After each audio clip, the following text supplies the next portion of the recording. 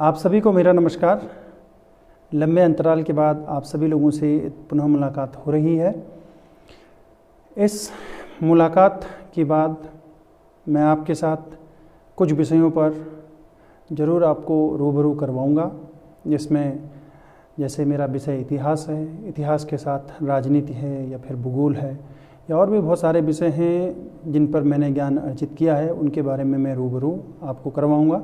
लेकिन इसके साथ केवल मैं इस कहानी में या फिर इस जो श्रृंखला है इसमें केवल मैं आपके साथ नहीं हूँ, मेरे साथ मेरे जो वरिष्ठ विद्वान हैं वो भी मेरे साथ रहेंगे, जो आपको हिंदी और जो देव वाणी है संस्कृत उससे आपको रूबरू कराएंगे और आप तमाम लोगों की जो समस्याएं होंगी हिंदी और संस्कृत जैसे विषय को लेकर, वो आपको समय समय पे आप जो कमेंट्स में लिखेंगे उनके माध्यम से या फिर और भी हमारे पास माध्यम हो सकते हैं, उन माध्यमों के द्वारा आपको आपकी जो समस्याएं उन समस्याओं को सॉल्व करने का प्रयास करेंगे।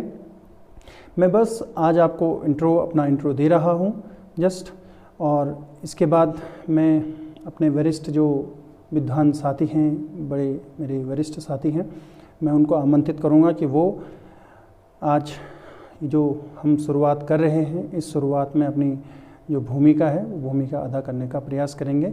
मैं आमंत्रित करूंगा श्री नोटियाल सर को, और नोटियाल सर आपको आज बहुत ज़्यादा नहीं लेकिन सूक्ष्म जो चीज़ें हैं वो आज हम लोग प्रारंभ कर रहे हैं, तो इस कड़ी में वो कुछ न कुछ आपको ज़रूर ज्ञान देने का प्रयास करेंगे। प्रणाम आप सबको। धन्यवाद सर।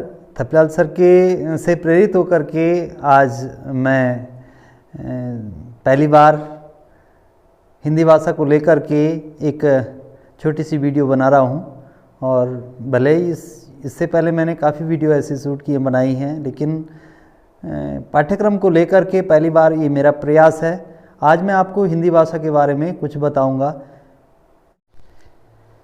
हिंदी भाषा में जो शब्द हैं वो कहाँ से आते हैं। अक्सर हम, जैसे अभी मैंने कहा कि विद्यालय के लिए स्कूल कहने लग गए हैं, हॉस्पिटल चिकित्सालय के लिए हम हॉस्पिटल कहने लग गए हैं, हम प्रतिदिन के लिए डेली यूज करते हैं। अब मैंने अभी यूज का प्रयोग करना हमारे लिए अटपटा सा हो गया और हम यूज कह रहे हैं। ऐसा सामान्य, भले हम कोई माने न माने, लेकिन भाषा में ये परिवर्तन आ चुका है, और हिंदी भाषी क्षेत्र में हिंदी भाषा बोलने वाले जितने भी सज्जन हैं, जितने भी लोग हैं, इस तरह के शब्दों का प्रयोग करते हैं।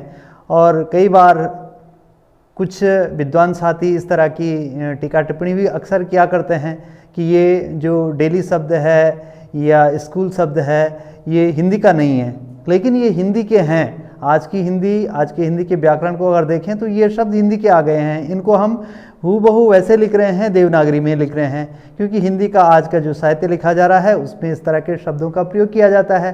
तो अब बात आती है कि हिंदी भाषा में ये शब्द आए कहाँ से। तो हिंदी भाषा में जो शब्द आए हैं वो कई क्षेत्रों से आए हैं। इसको हम 5 तरह से वर्गीकृत कर सकते हैं। तो ये अभी मैंने यहाँ पे स्टार बनाया है। स्टार के जो नोक होती हैं ये 5 होती हैं, 5 किनारे इसके हैं। ये शब्द मैंने यहाँ पे लिखा है, इसके ये 5 किनारे हैं, अर्थात हिंदी भाषा के शब्दों को, ये इसलिए प्रतीक के तौर पे मैंने स्टार बनाया है। हिंदी भाषा के शब्दों को हम 5 तरह से वर्गीकृत कर सकते हैं। पहला, इतिहास या स्रोत के आधार पे। इतिहास या स्रोत के आधार पर।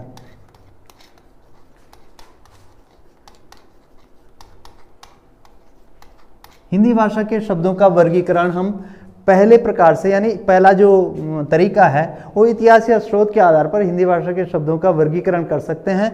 और ये इतिहास या स्रोत के आधार पर भी जो हैं ये 5 प्रकार के हैं। पहला, तत्सम शब्द। तत्सम शब्द वे शब्द होते हैं जो संस्कृत भाषा से मूल रूप में आए हुए हैं। जैसे दुग्ध शब्द है, दूध के लिए प्रयोग किया जाता है, ये तत्सम शब्द है। दूसरा है तद्भव शब्द।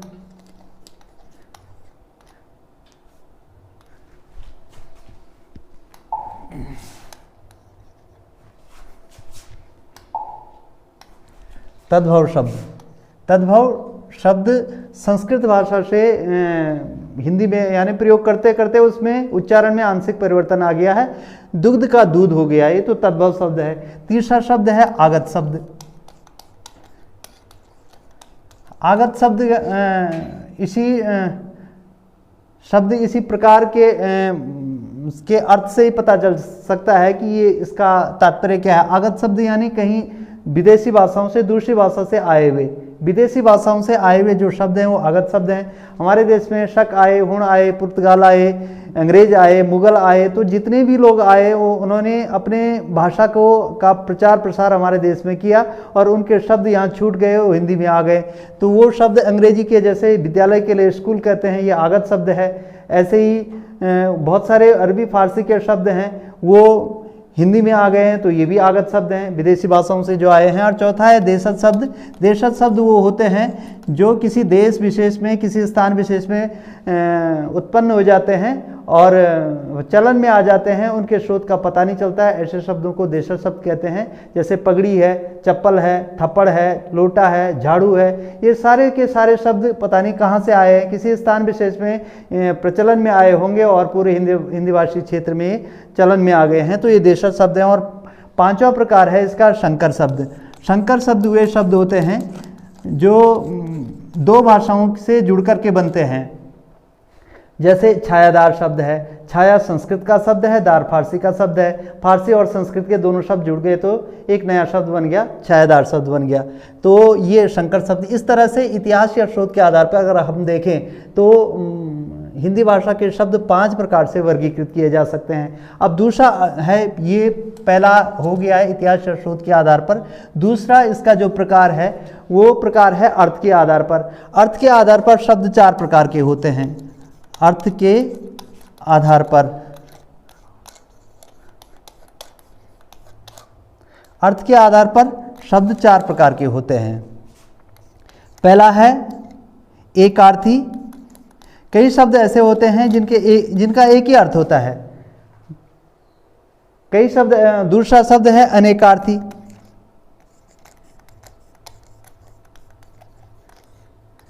एकार्थी, अनेकार्थी।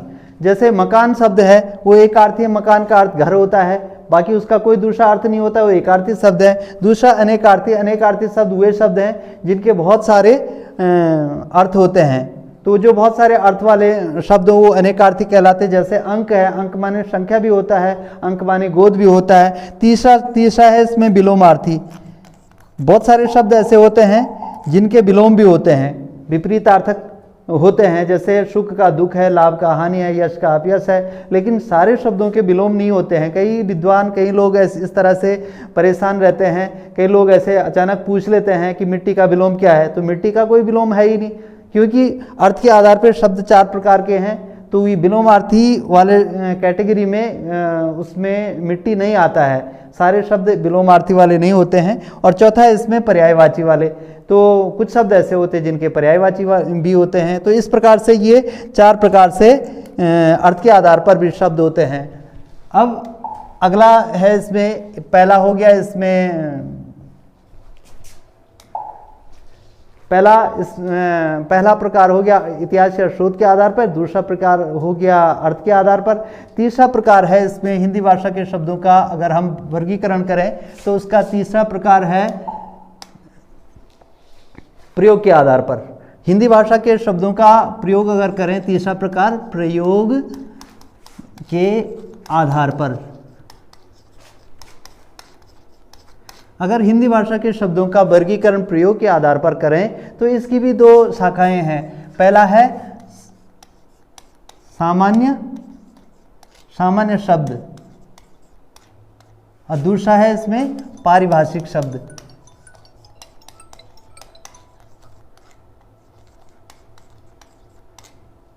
सामान्य शब्द वे शब्द होते हैं जिनका प्रयोग करते हुए, जिसका कहते हुए सीधे एक शब्द को कहा और उसका अर्थ लग जाता है। जैसे हाथ है, हाथ कहते हुए ये समझ में आ जाता है ये हाथ के लिए कहा गया है। दूसरा इसमें पारिभाषिक शब्द है। पारिभाषिक शब्द वो शब्द है जिसको समझने के लिए परिभाषा की जरूरत होती है। जैसे हमने संज्ञा कह दिया, तो संज्ञा किसे कहते हैं, संज्ञा का अर्थ क्या है। तो संज्ञा का एक शब्द में हम अर्थ नहीं बता सकते, उसकी परिभाषा देनी पड़ेगी कि संज्ञा किसे कहते हैं। तो इस तरह से प्रयोग के आधार पर हिंदी भाषा के जो शब्द हैं ये दो प्रकार के होते हैं। अब तीसरा प्रकार है इसमें व्याकरणिक प्रकार के आधार पे, चौथा है इसमें व्याकरणिक प्रकार के आधार पर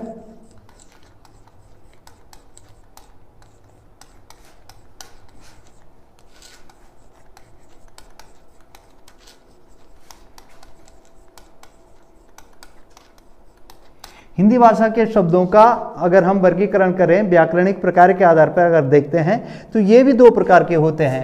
एक होते हैं विकारी और दूसरे होते हैं अविकारी। स्पष्ट है, विकारी मानी जिसमें का अर्थ होता है जिसमें विकार होता है, परिवर्तन आता है। अविकारी का अर्थ होता है जिसमें कोई परिवर्तन नहीं आता है। अब परिवर्तन किस चीज़ का आता है, परिवर्तन लिंग का हो सकता है, एक लिंग पुल्लिंग में अलग, स्त्रीलिंग में अलग। परिवर्तन वचन का हो सकता है, एक वचन में अलग, बहुवचन में अलग। परिवर्तन काल का हो सकता है, वर्तमान में अलग, भूतकाल में अलग और भविष्यत काल में अलग। लेकिन अविकारी शब्द वो होते हैं जिनमें कभी परिवर्तन नहीं आता है, इनको अव्यय भी कहते हैं। ये अव्यय या अविकारी शब्द दोनों इसके नाम हैं। तो जैसे आज शब्द है, आज को हमेशा कहीं भी प्रयोग करेंगे, किसी भी दशा में आज आज ही होगा, कल कल ही होगा, इधर इधर ही होगा, उधर उधर ही होगा। इसमें एक वचन, बहुवचन, पुल्लिंग, स्त्रीलिंग, नपुंसकलिंग इसका कोई प्रभाव नहीं पड़ता है, वर्तमान भूत भविष्य का कोई प्रभाव नहीं पड़ता है। इसलिए वो वाले शब्द अविकारी हैं। और जिनमें स्त्रीलिंग, पुल्लिंग और वर्तमान भूत भविष्य और एक वचन बहुवचन का अंतर आता है, जिस वो परिवर्तन होता है, वो विकारी शब्द होते हैं। तो इस प्रकार से व्याकरणिक प्रकार के आधार पर शब्द कितने प्रकार के होते हैं, दो प्रकार के होते हैं। और अब एक अंतिम जो पांचवा प्रकार इसका बचा हुआ है वो रचना के आधार पर। हिंदी शब्दों का अगर देखा जाए रचना के आधार पर हिंदी शब्दों को कितने प्रकार से वर्गीकृत किया जाता है, तो वो भी दो प्रकार के हैं। पांचवा प्रकार रचना के आधार पर।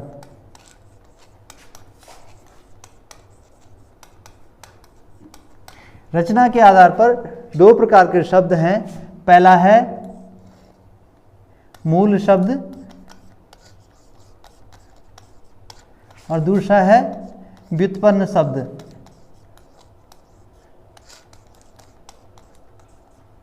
मूल शब्द का अर्थ होता है जो मूल है, जो बनाया नहीं जाता है, और व्युत्पन्न शब्द का अर्थ होता है जो बनाया जाता है। मूल शब्द में जैसे सेना है, इसको बनाया नहीं गया, ये सेना शब्द पहले से है, जब से चलन में आया होगा भाषा में तब से सेना ही है। लेकिन व्युत्पन्न शब्द दो प्रकार का होता है, एक होता है यौगिक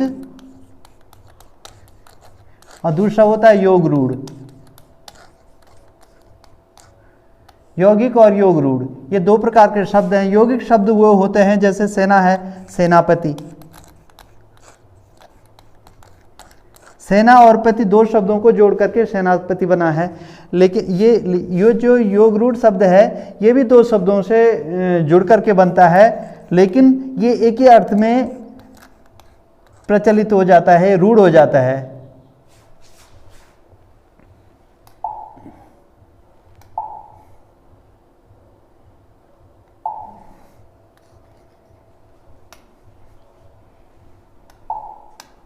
ये एक अर्थ में जैसे चारपाई है,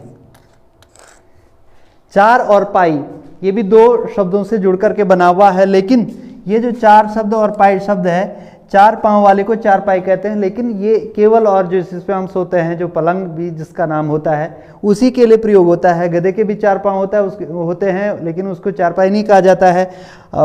लेकिन ये चारपाई केवल और केवल उसके लिए कहा जाता है, एक अर्थ में रूढ़ हो गया है। इसी तरह से जैसे पंकज शब्द है, पंख मैंने कीचड़ और आज मैंने पैदा होना, कीचड़ में पैदा होने वाले को पंकज कहते हैं, लेकिन केवल और केवल कीचड़ में पैदा होने वाले कमल को ही पंकज कहा जाता है। कीचड़ में जो पैदा होने वाले कीड़े होते हैं उनको पंकज नहीं कहा जाता है। क्यों? क्योंकि वो योग रूढ़ शब्द है। तो इस तरह से हिंदी भाषा के जो शब्द हैं वो अगर उनका विश्लेषण किया जाए तो 5 तरह से वर्गीकृत होते हैं इतिहास या शोध के आधार पर। वो भी 5 प्रकार के हैं: तत्सम, तद्भव, आगत, देशज, संकर।